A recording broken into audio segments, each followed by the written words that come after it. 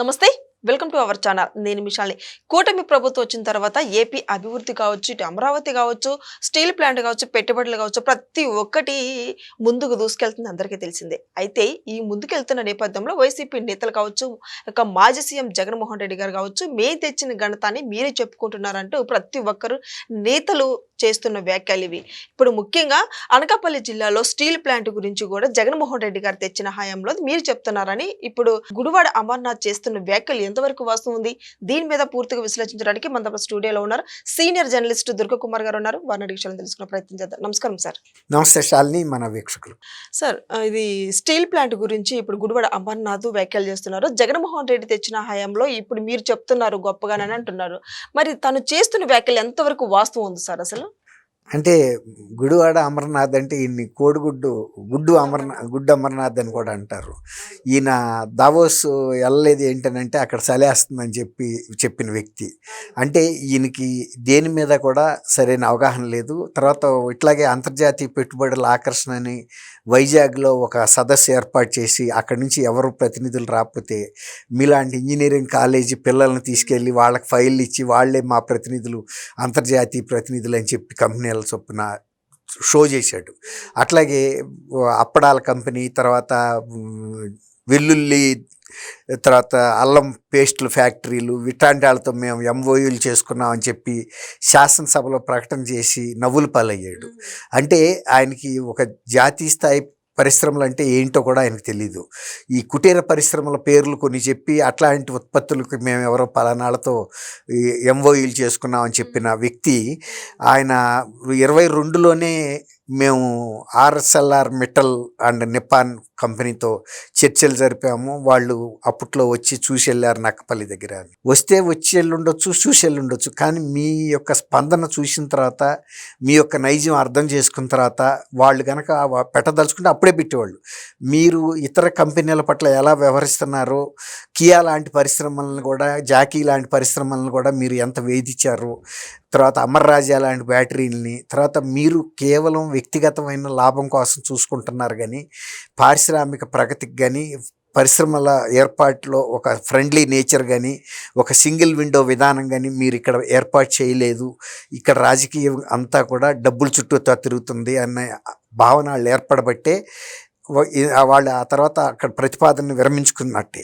తర్వాత కొత్త కూటమి ప్రభుత్వం వచ్చిన తర్వాత ఆర్సెల్ఆర్ మిట్టల్ అని కంపెనీయే కాదు, అనేక కొత్త కంపెనీలని, గూగుల్ లాంటి సంస్థలని, వీళ్ళందరినీ కూడా కన్విన్స్ చేసి తీసుకువచ్చే భాగంలో మళ్ళీ వచ్చారు తప్ప అంతకుముందు వాళ్ళు ఇక్కడ ప్రతికూల పరిస్థితి చూసే సర్దుకున్నారు.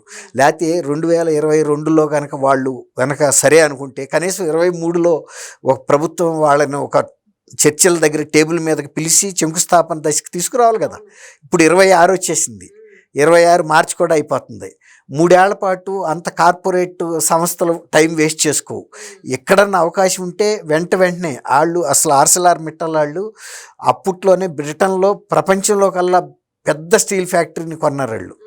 అట్లా అనేక దేశాల్లో వాళ్ళు ఒక ఉక్కు పరిశ్రమ మీద పట్టు సాధించారు. అప్పుడు చంద్రబాబు నాయుడు గారు ఈ ప్రతిపాదన పెట్టిన తర్వాత వాళ్ళు మేము ఇక్కడ ల్యాండ్ మీకు అన్నీ అనుకూలంగా ఉంటుందని చూసుకున్న తర్వాత శంకుస్థాపన ఇంత తొందరగా అవుతుందని అసలు ఎవరు ఊహించలా. ఇవాళకి కూడా సాక్షి పేపర్లో ఇదంతా ఒట్టిదే, ఇంత పెట్టుబడి రాదు, ఇంతమంది ఉపాధి రాదు, 17.5 మిలియన్ టన్నుల ఉక్కు ఉత్పత్తి కాదు అని వాళ్ళ దాంట్లో వార్తలు రాస్తున్నారు. నిన్నేమో ఒక వ్యాపార ప్రకటన వాళ్ళ ఫ్రంట్ పేజీలో ప్రభుత్వం డబ్బులు ఇస్తే మాత్రం యాజ్ ఇట్ ఈజ్గా వేసేసారు. అంటే డబ్బులు ఇస్తే ఒక మాట, డబ్బులు ఇవ్వకపోతే ఒక మాట. అంతకుముందల్లా వీళ్ళు విమర్శలు చేస్తున్నారు. కానీ ప్రభుత్వం ఏంటంటే సరే ఒక అన్ని పేపర్లకి ఇచ్చాం కాబట్టి వీళ్ళకి మాత్రం వివక్ష ఎందుకు చూపించలేదని గతంలో జగన్మోహన్ రెడ్డి గారు ప్రభుత్వం ఉన్నప్పుడు వాళ్ళ సాక్షికి తప్ప, వాళ్ళకు అనుకూలమైన పత్రికలకు తప్ప అంటే వాళ్ళని వ్యతిరేకించే పత్రికలకి ఇవ్వలేదు వాళ్ళు ఎప్పుడు అడ్వర్టైజ్మెంట్స్. కానీ ఈ ప్రభుత్వం అది కూడా మినహాయింపు ఇచ్చేసి పూర్తిగా అది 100% జగన్మోహన్ రెడ్డి గారి కుటుంబ వ్యాపారం అని తెలిసినా కూడా ఫ్రంట్ పేజీలో వేస్తే ఇవాళ వైఎస్ఆర్సీపీ కార్యకర్తలు, నాయకులే తల్లబట్టుకుంటున్నారు. డబ్బుల కోసం మనమేమో కూటమి ప్రభుత్వం మీద వ్యతిరేకంగా అవాస్తవాలు కూడా మాట్లాడుతుంటే వాళ్ళకు అనుకూలంగా వ్యాపార ప్రకటన వేసి డబ్బులు తీసేసుకున్నారు అని వాళ్ళలో వాళ్ళే కుమ్ములాడుకునే పరిస్థితి వచ్చింది. అట్లాగే ఇవాళ అమర్నాథ్ గారు చెప్పే మాటలు 3 సంవత్సరాల పాటు అప్పుడు 22 నుంచి తర్వాత దాదాపు 3 ఏళ్ళు వాళ్ళు అధికారంలోకి ఉన్నారు కదా, ఉన్నప్పుడు అంత పెద్ద సంస్థను తెప్పించకుండా ఎందుకు వాళ్ళు అశ్రద్ధ చేశారు? కాబట్టి అక్కడ అర్థమవుతుంది సంస్థను వీళ్ళు ఒప్పించలేకపోయారు, సంస్థకి తగ్గ వాతావరణం వీళ్ళు భరోసా ఇవ్వలేకపోతే వాళ్ళు అంత పెట్టుబడులు 1,36,000 కోట్ల రూపాయల పెట్టుబడి ఎవరన్నా ఒక నమ్మకం లేని వ్యక్తి మీద నమ్మకం లేని ప్రదేశంలో పెట్టగలుగుతారు? అందుకే వాళ్ళు పెట్టలా. కాబట్టి ఇవాళ 2 దశల్లో వాళ్ళు ఇక్కడ ఉత్పత్తి ప్రారంభిస్తాం. ముందు 7 మిలియన్ టన్నులు 7.5 మిలియన్ రాక తర్వాత ఇంకొక 10 మిలియన్ టన్నులు రెండో దశలో చేస్తాం, మాకు 5.5 ఎకరాలు కావాలంటే వీళ్ళు ఇవ్వటానికి సిద్ధపడ్డారు. తర్వాత నేషనల్ హైవేకి కనెక్టివిటీ ఇస్తున్నారు. ఇప్పుడు ఆర్సెల్ఆర్ మిట్టల్ వాళ్ళ సొంత పోర్ట్ కూడా కట్టుకోవడానికి సిద్ధపడిపోయారు. ఎందుకంటే అది ఎక్స్క్లూజివ్గా వాళ్ళ ఉత్పత్తులు, వాళ్ళ ఖనిజ దిగుమతికి, వాళ్ళు తయారు చేసిన స్టీల్ని ఇతర దేశాలకి ఇతర ప్రాంతాలకి ఎగుమతికి. దాని మూలాన కూడా దాదాపు ఒక 5,000 మందికి ఉద్యోగాలు వస్తాయి పోర్టులో పనిచేసే వాళ్ళకి. దాదాపు అక్కడ ఒక దాదాపు 25,000 30,000 కోట్ల రూపాయల పోర్టు నిర్మాణం ఖర్చు పెడతారు. ఇవన్నీ కూడా పోర్ట్ యాక్టివిటీ మొదలైందంటే ఆ ప్రాంతంలో ఇంకా అభివృద్ధి జరుగుతుంది. అంటే ఒక రకంగా చెప్పాలంటే ఉత్తరాంధ్రలో అక్కడ భోగాపురంలో అంతర్జాతీయ విమానాశ్రయం రావటం, మళ్ళీ ఇక్కడ వైజాగ్ నక్కపల్లి దగ్గర రాజయ్యపేటలో ఇంత పెద్ద ఫ్యాక్టరీ రావటం, 1,35,000 కోట్లు 1,00,000 మందికి ఉద్యోగం రావటం, ఇది చిన్న మాట కాదు కదా. అట్లా అసలు ఉత్తరాంధ్ర ముఖ చిత్రమే మారిపోతుంది. జగన్మోహన్ రెడ్డి గారు ఉత్తరాంధ్ర నేను పాలనా రాజధాని చేస్తానని ఒక్క ఆఫీసు పెట్టలేదు, ఒక ఇటుక కూడా నిర్మాణం చేయలేదు, ఏమాత్రం ఆర్థిక ప్రగతికి ఆయన అక్కడ చేసిందే లేదు. కాబట్టి ఇప్పుడు మళ్ళీ కూటమి ప్రభుత్వం వచ్చిన తర్వాత గతంలో వైజాగ్లో ఉద్భుత్ తుఫాన్ అప్పుడు ఎంత దెబ్బతిన్నప్పుడు ప్రభుత్వం అంతా దృష్టి అక్కడ పెట్టి వైజాగ్ రూపాన్నే మార్చేసింది. అంటే భవిష్యత్తులో కూడా ఇక ఎటువంటి తుఫాన్లు వచ్చినా కూడా పెద్ద నష్టం జరగకుండా ఎలక్ట్రిక్ వ్యవస్థను అంతా కూడా భూగర్భంలో పెట్టేశారు.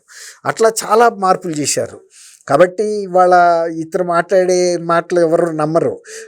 తర్వాత చంద్రబాబు నాయుడు గారు, లోకేష్ గారు అనేక పర్యాయాలు ఆర్సెల్ఆర్ మిట్టల్ గారితో మాట్లాడటం, వాళ్ళ నిన్న తండ్రి కొడుకు కూడా ఆదిత్య మిట్టల్ గారు కూడా ఇక్కడికి రావటం, ఎంతో సన్నిహితంగా స్నేహభావంగా ఒక భరోసాగా వ్యవహరించారు. వాళ్ళు మాకు వాళ్ళ ధైర్యం వచ్చింది, మేము ఈ ఆంధ్రప్రదేశ్ ప్రగతిలో భాగస్వాములు అవుతామని. పోర్ట్ కూడా ఎక్స్క్లూజివ్గా వాళ్ళ పోర్ట్ను వాళ్ళు డెవలప్ చేసుకోవడానికి కూడా ముందుకు వచ్చారంటే మనం అభినందిస్తారు. ఎందుకంటే ఇప్పటికే వైజాగ్ పోర్ట్లో ఎక్కువ ఒత్తిడి ఉంది, అనేక రకాల ఉత్పత్తులు, అంటే అక్కడ మరొక పెద్ద పోర్ట్ లేకపోవటం వలన ఇప్పుడు ఎక్స్క్లూజివ్గా అంటే దీన్ని ఏమంటారంటే క్యాప్టివ్ అంటారు, క్యాప్టివ్ పోర్ట్.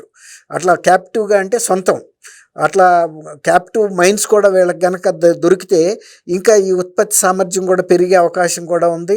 తర్వాత ఇంకోటి ఏంటంటే ప్రపంచవ్యాప్తంగా వీళ్ళకి బొగ్గు గనులు, ఐరన్ ఓర్స్ గనులు ఉన్నాయి కాబట్టి అక్కడి నుంచి కూడా అవసరమైతే ముడి పదార్థాలని తెచ్చుకునే సామర్థ్యం వీళ్ళకు ఉంది. కాబట్టి ఇక్కడ ఉపాధి తగ్గదు, ఎందుకంటే ఉత్పత్తి తగ్గదు, దానికి అనుబంధంగా ఉన్న ఉపాధి కూడా తగ్గదు, ఇంకా పెరుగుతుంది ప్రత్యక్షంగా కానీ పరోక్షంగా. తర్వాత ఒక రకంగా ఆంధ్రప్రదేశ్ కూడా ప్రపంచ పటంలో వైజాగ్ స్టీల్ ఉత్పత్తిలో వైజాగే కాదు ఆంధ్రప్రదేశ్కి కూడా ఒక స్థానం దొరుకుతుంది అన్నమాట, గుర్తింపు. కాబట్టి గుడివాడ అమర్నాథ్ గారు ఇటువంటి గతంలో కూడా ఇలాంటి జోకులు అనేకం చెప్పాడు ఆయన, కానీ ప్రజలెవరు నమ్మరు. ఇది కేవలం కూటమి ప్రభుత్వం చేసుకున్న చొరవ. తర్వాత గురుమూర్తి అని వాళ్ళ ఎంపీఏ వీళ్ళకి ఇట్లాంటి వాళ్ళకి భూములు ఎందుకు సౌకగా ఇస్తున్నారని వెళ్ళారు ఒక పక్కన, ఇప్పుడు కూడా వెళ్ళారు మొన్న గూగుల్ మీద, కాకపోతే హైకోర్టులో వాళ్ళు దాన్ని కొట్టేశారు. కాబట్టి వీళ్ళకి పరిశ్రమల్ని ఆకర్షించడానికి ఇచ్చే మినహాయింపులు కానీ ప్రోత్సాహకాలు కానీ గిట్ట వీళ్ళకి ఇప్పటికి పోరాడుతుంది అదే, ఎందుకు ఇస్తారని. ఇవ్వకపోతే ఎందుకు వస్తుంది? మీరు ఆ రోజు కనుక ఇచ్చుంటే ఈయన అన్నట్టు ఈ పాటికి ఉత్పత్తి ఎప్పుడో ప్రారంభం అయ్యేది. కాబట్టి ఆ రోజున వాళ్ళు స్వభావం ఒప్పుకోలే వాళ్ళకి. తర్వాత జగన్మోహన్ రెడ్డి గారికి ఏంటంటే ప్రతి దాంట్లోనూ నాకేంటి లాభం అని అడుగుతాడు. ఒక సినిమాలో కోట శ్రీనివాసరావు కూడా ఇలాగే అడుగుతాడు, ఆహా నా పెళ్ళి అంటానో ఏదో అది. ఆ సినిమాలో లాగా ఆయన స్వభావం ఉన్నప్పుడు ఆయన టైంలో పరిశ్రమలు రాని కారణం అదే. ఆంధ్రప్రదేశ్ ప్రతిష్ఠ కూడా అంతర్జాతీయంగా దెబ్బతింది. ఇప్పుడు దాన్ని మళ్ళీ వాళ్ళలో పునర్ధైర్యం ఇచ్చి తీసుకొస్తున్నారు. సరే ఆయన పెద్ద అమర్నాథ్ అనే మాటలు పెద్ద పట్టుకోవాల్సిన అవసరం లేదు. Thank you. Thank you Shalini, మన వీక్షకులు.